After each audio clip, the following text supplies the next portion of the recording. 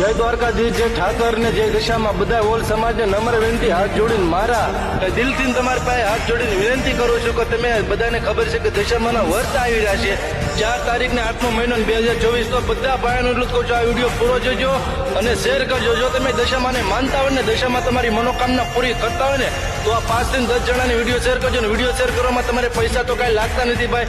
તો આ દશામાના ઊંટને, જે દશામાનું વાહન કહેવાય ને, એને કતલખાને લઈ જાય છે કાપવા માટે. એ બધા ભડવાને એમ છે કે ગૌ ઉપર તો અત્યાચાર થાય છે, હું ઊંટ ઉપર પણ અત્યાચાર કર્યું, તો ભાઈ હવે સહન નહીં થાય. સહન કર્યું તો કરી લેતું. બાકી હું બધા ભાઈને કહું, હિન્દુ ભાઈઓને, જો તમે હાચા કટ્ટર હિન્દુ હશે ને, જો તમે મોમાને માં દશામાને માનતા હોય ને, તો આ વિડીયો શેર કરજો 5 થી 10 જણાને. તો ભાઈ આ બધા ભડવાને પકડવાના છે, ગમે એ ઠેકાણેથી ગમે નથી. હવે ઊંટનું પણ માંસ વેચે છે ગામો ગામ ને શહેર શહેર. તો ભાઈ તમારામાં થોડીક તો શરમ હોવી જોઈએ કે અમારે વિડીયો શેર કરવામાં શું જાય છે એમ.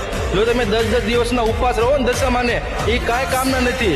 દશામાં તમારા પારખા લેશે કે મારા ભક્તો મારા માટે શું કરે છે હું નહીં. તો આ બને એટલો વિડીયો શેર કરી દીજો અને 10 થી 5 જણાને વિડીયો શેર કરજો ને બધા ભાઈઓને કીધું સ્ટોરી મૂકે અને સ્ટેટસ મૂકે. આ ભડવાને ગમે નથી ગમે ઠેકાણેથી પકડવાના છે. કોમેન્ટમાં જય દશામાં લખવાનું ભૂલતા નહીં.